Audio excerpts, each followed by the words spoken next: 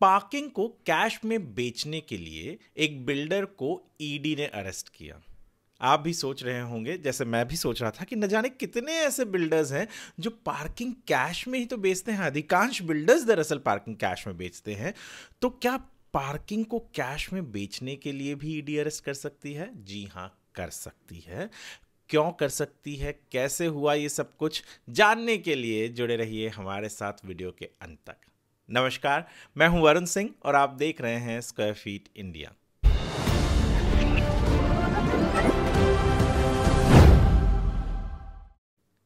एक नॉर्मल चलन है कि पार्किंग जो है बिल्डर अधिकांश कैश में ही बेच देता है और होम बायर भी ले लेते हैं, क्योंकि उन्हें तो पार्किंग की ज़रूरत होती है और बिल्डर वो बहुत ज़्यादा जो पैसे चाहिए रहते हैं उनको, वो अधिकांश कैश में मांगते हैं। यहाँ पर दरअसल ईडी ने एक या 2 दिन पहले एक बिल्डर स्वराज सिंह यादव को अरेस्ट किया। ये एक ओशन 7 बिल्टेक कंपनी है, OSPL करके, वहाँ पर इसके मैनेजिंग डायरेक्टर थे। और उस बिल्डर ने इतना बड़ा गबन किया कि वो खुद भी भागना चाहता था। अपने बीवी और बच्चों को तो पहले ही US भेज दिया था। सारे प्रॉपर्टीज़ को लिक्विडेट कर रहा था ताकि अगर अटैच भी हो आगे चल के तो पैसे उसके पास कहीं सेफली पार्क किया हो। पर माजरा क्या था, दरअसल उसे पकड़ा गया 2 चीज़ों के लिए खास करके। एक तो PMLA केस में है, यानी मनी लॉन्ड्रिंग का जो होता है वो तो है ही, पर इस व्यक्ति ने, इस बिल्डर ने क्या किया, पहला चीज़ हम बताते हैं कि इसने किया प्रधानमंत्री आवास योजना का एक बहुत बड़ा फ्रॉड। इसके ज़मीन राजस्थान में, महाराष्ट्र में, हरियाणा में और भी बहुत सारी जगह पे, NCR, दिल्ली में, यहाँ सब थे। और इस व्यक्ति ने क्या किया, दरअसल ये लोगों से प्रधानमंत्री आवास योजना के घर लेता था। प्रधानमंत्री आवास योजना के घर सस्ते मिलते हैं, सरकार से कंसेशन मिलता था, और कोई ना कोई प्रोटेक्ट देकर उन्हें कैंसिल कर देता था और फिर बेचता था महंगे दामों पर। तो यहाँ से भी पैसा आया, वहाँ से भी पैसा आया, तो वो पैसे फ्रॉड करके कमाता था। इसके अलावा एक चीज़ जो ईडी ने अपने हाल ही में रिलीज़ किए हुए प्रेस रिलीज में कहा कि ये जो बिल्डर था, ये लोगों से पार्किंग के लिए 2 तरीके से पैसे लेता था।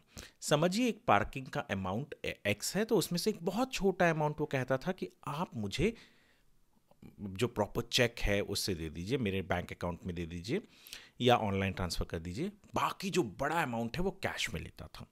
और जब कैश में लेता था तो वो पकड़ा गया। ईडी के पूरे इन्वेस्टिगेशन में नज़र आया कि भैया ये तो पार्किंग भी कैश में बेच रहा है।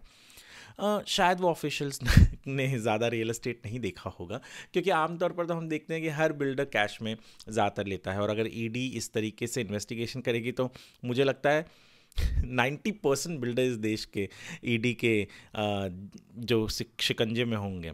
पर यहाँ पर क्या हुआ, इस बिल्डर ने थोड़े पैसे, एकदम हल्के पैसे इसमें लिया, वाइट में, यानी दिखाया कि हाँ उसके अकाउंट में आ रहा है, बैंक अकाउंट में आ रहा है कंपनी के, और मेजॉरिटी जो पैसा था वो कैश में लेते गया। इससे उसको GST नहीं भरना पड़ा, इससे उसे कहीं दिखाना नहीं पड़ा कि उसके पास रेवेन्यू ज़्यादा आ रहा है। कंपनी को लेस रेवेन्यू वाली कंपनी ही बना के रखा ताकि लोगों के नज़र में ना आए, और इस तरीके से वो स्कैम करते गया।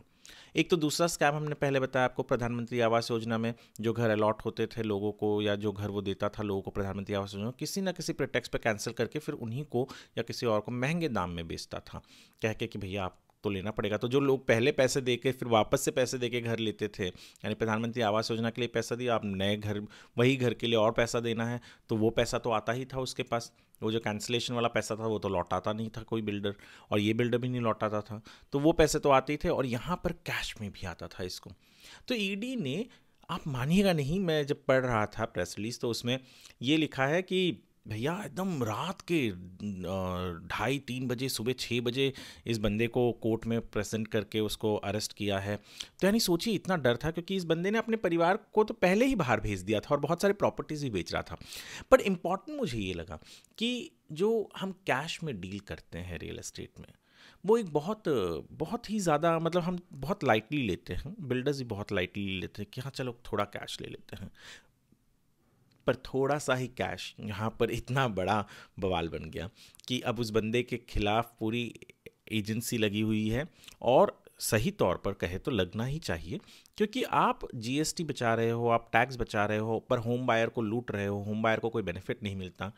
ऑब्वियस है, गलत कर रहे हो, गलत का आपको परिणाम भुगतना पड़ेगा। यह आर्टिकल हमारे वेबसाइट पर कल सुबह स्क्वायर फीट इंडिया पर लाइव होगी। मैं चाहूँगा कि आप इसे पढ़ें, आप पढ़ें, क्योंकि जागरूक रहना ये एक हर होम बायर के लिए सबसे ज़्यादा इम्पॉर्टेंट है। तो जागरूक रहने के लिए हमारे वेबसाइट squarefeetindia.com पर विजिट कीजिए। वीडियो अगर पसंद आया हो तो हमारे चैनल को सब्सक्राइब कीजिए।